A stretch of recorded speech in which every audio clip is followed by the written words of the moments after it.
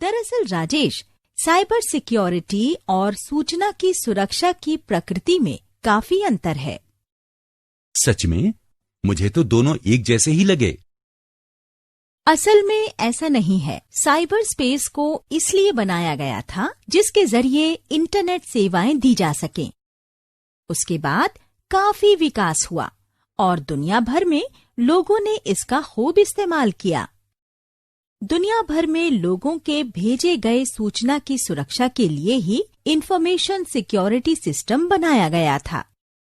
Internet security और cyber security के concept के पीछे की सच्चाई को समझने के लिए तुम्हें ये जानना होगा कि मौजूदा वक्त में सूचना का इस्तेमाल कैसे किया जाता है। मैम, इसे थोड़ा विस्तार से बताइए ना। आजकल ज्यादातर सूचना को डिजिटल तकनीक के जरिए ही जुटाया और सुरक्षित रखा जाता है। इसके लिए एक इलेक्ट्रॉनिक माध्यम का इस्तेमाल किया जाता है जिसे साइबर स्पेस कहते हैं। साइबर स्पेस को सिक्योरिटी थ्रेट से बचाने और सूचना की सुरक्षा के लिए 2 अलग प्रोग्राम्स बनाए गए थे। इनमें से एक साइबर स्पेस की सुरक्षा के लिए है और दूसरा इंफॉर्मेशन टेक्नोलॉजी की सुरक्षा के लिए। अब हम पहले साइबर सिक्योरिटी के बारे में जानते हैं। नंदिता मैम, तो साइबर सिक्योरिटी और इंफॉर्मेशन सिक्योरिटी में असली अंतर क्या है? मैं तुम्हें बताती हूँ राजेश। डिजिटल ढंग से बनाए गए इस साइबर स्पेस की सुरक्षा के लिए जरूरी है कि विशेषज्ञ इसे घुसपैठियों के किसी तरह के हमले से बचाएं। हालांकि जब दुनिया भर के लोगों और ऑर्गेनाइजेशंस की भेजी हुई सूचना की सुरक्षा की बात आती है, तो इसे बड़े सिक्योर तरीके से बचाया जाना चाहिए। इसीलिए ऐसे प्रोग्राम्स विकसित किए गए जो घुसपैठियों के हमले से सूचना को बचा सकें। हालांकि साइबर सिक्योरिटी डिजिटल दुनिया के विशेषज्ञों के लिए बड़ा मुद्दा नहीं है, पर इंफॉर्मेशन सिक्योरिटी एक बड़ा मसला है, क्योंकि इससे दुनिया में फिजिकल और डिजिटल हर तरह की सूचना की सुरक्षा का मसला जुड़ा हुआ है। अब हम अब तक हुई बातों को रिकैप करते हैं। उनमें से किसी के बारे में जानकारी के लिए इमेज पर क्लिक करें। FOC and CCTVs, fibre optic cables या FOC को दुनिया के दूर दराज जगहों तक पहुंचाया गया, जिसके जरिए दुनिया के हर कोने में इंटरनेट उपलब्ध कराया जा सके। दुनिया भर में CCTV नेटवर्क, मोबाइल या टेलीकॉम नेटवर्क्स की सेवाएं चालू हो गई थीं। Cyber space and information security. Cyber space को इसीलिए बनाया गया था जिसके जरिए इंटरनेट सेवाएं दी जा सकें। उसके बाद काफी विकास हुआ और दुनिया भर में लोगों ने इसका खूब इस्तेमाल किया। दुनिया भर में लोगों की भेजी गई सूचना की सुरक्षा के लिए ही इंफॉर्मेशन सिक्योरिटी सिस्टम बनाया गया था।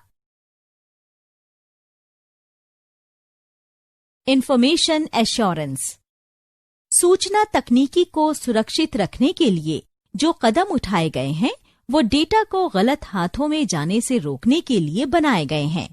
उसे बनाने के लिए एक्सपर्ट्स ने कई सॉफ्टवेयर बनाए जिसमें एक्सेस कर पाना अटैकर्स के लिए भी मुश्किल है। ऑथेंटिकेशन। ऑथेंटिकेशन एक सुरक्षा उपाय है जो एक ट्रांसमिशन, मैसेज या इसके ओरिजिनेटर की वैधता की जांच करता है या फिर इसके जरिए ये वेरीफाई किया जा सकता है कि जिसे हम कोई पर्टिकुलर इंफॉर्मेशन भेज रहे हैं वो इसके लिए ऑथोराइज्ड है या नहीं। ऑथोराइजेशन। ऑथोराइजेशन का मतलब है कि तुम्हें सिर्फ उतनी ही चीजों का एक्सेस मिलता है जितने के लिए तुम ऑथोराइज किए गए हो। अगर तुम सिस्टम के एडमिनिस्ट्रेटर हो तो ही तुम कोई सॉफ्टवेयर इंस्टॉल या अनइंस्टॉल कर सकते हो। Non repudiation. कह सकते हैं कि नॉन रेप्यूडिएशन डेटा भेजने वाले को ये यकीन दिलाता है कि डेटा भेजे हुए सही इंसान के पास पहुंच गया है और रेसिपिएंट ने भेजने वाले को पहचान लिया है, ताकि बाद में उनमें से कोई भी एक डेटा एक्सचेंज या प्रोसेस होने की बात से इनकार न कर सके। Concept of CIA। C confidentiality को बताता है, I का मतलब इंटेग्रिटी से है, जबकि A अवेलेबिलिटी के लिए है। आपने CIA के तीसरे फैक्टर अवेलेबिलिटी के बारे में भी बताया था ना मैम? हाँ राजेश, अवेलेबिलिटी सूचना तकनीकी की दुनिया में बने रहने के लिए बेहद जरूरी है। इसका मतलब है कि अगर तुम्हें अभी किसी चीज की जरूरत है और वो सही वक्त पर ना मिले, तो बाद में उसका महत्व कम हो जाता है। सही कह रही हैं मैम, मैं भी यही सोच रहा था। सभी प्रोग्राम्स यूजर्स की सुरक्षा के लिए डिजाइन किए जाने चाहिए। हाँ राजेश, यही अवेलेबिलिटी कहलाती है। सिस्टम्स हमेशा यूजर्स के लिए उपलब्ध होने चाहिए और जरूरत के वक्त डाउन या स्लो नहीं होने चाहिए। इंफॉर्मेशन स्पेस में उपलब्धता का मतलब डेटा में एक्सेस के साथ साथ जरूरत के वक्त यूजर्स को सूचना सेवाएं मुहैया कराना है। कॉन्फिडेंशियलिटी, इंटेग्रिटी और अवेलेबिलिटी के पिलर्स ऑथेंटिकेशन, ऑथराइजेशन और नॉन रेप्यूडिएशन के सपोर्ट के बिना नहीं टिक सकते। उपलब्धता को बनाए रखने के लिए ये जानना भी जरूरी है कि साइबर क्रिमिनल्स कॉन्फिडेंशियलिटी, इंटेग्रिटी और अवेलेबिलिटी पर भी हमला कर सकते हैं। ठीक है नंदिता मैम, आगे से मैं आपसे वादा करता हूं, मैं इसे हमेशा याद रखूंगा। अच्छी बात है राजेश, अगर तुम ऐसा करोगे तो साइबर क्राइम से हमेशा बचे रहोगे। ये तीसरा फैक्टर इंटेग्रिटी क्या है नंदिता मैम? दरअसल राजेश, इंफॉर्मेशन सिक्योरिटी सिस्टम में इंटेग्रिटी का मतलब डेटा की सुरक्षा से है। तो हम सूचना की इंटेग्रिटी को कैसे बचाकर रख सकते हैं? ऐसा करने के लिए तुम्हें ये श्योर करना होगा कि तुम्हारे व्यक्तिगत डेटा का एक्सेस सिर्फ तुम्हें ही है, किसी और को नहीं। इंफॉर्मेशन टेक्नोलॉजी के संदर्भ में डेटा इंटेग्रिटी से मतलब डेटा स्टोरिंग से है, ताकि कोई भी घुसपैठिया किसी के व्यक्तिगत डेटा का एक्सेस ना कर पाए। जैसे मान लो तुम अपने खाते से कुछ पैसे इंटरनेट के जरिए किसी और को भेजना चाहते हो और ट्रांजिट प्रोसेस के दौरान किसी ने डेटा में चेंज कर दिया। तुम्हें क्या लगता है, इससे उलझन के अलावा जबरदस्त नुकसान नहीं होगा?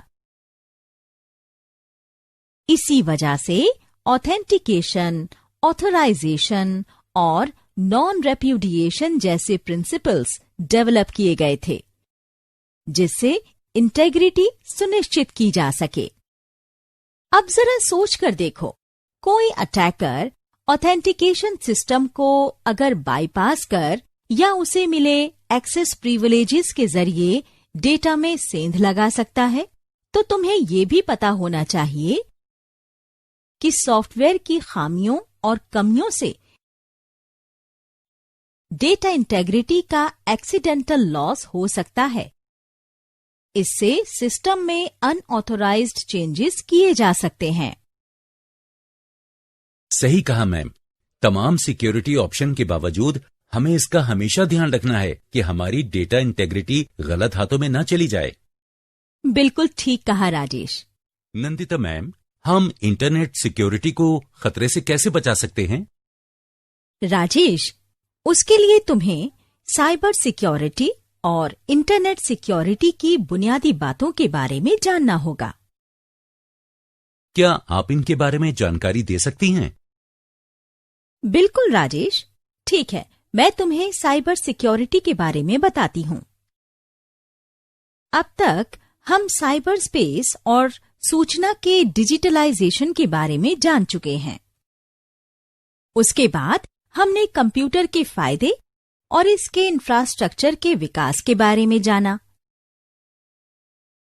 बाद में फाइबर ऑप्टिक केबल्स या FOC को दुनिया के दूर दराज जगहों तक पहुंचाया गया, जिसके जरिए दुनिया के हर कोने में इंटरनेट उपलब्ध कराया जा सके।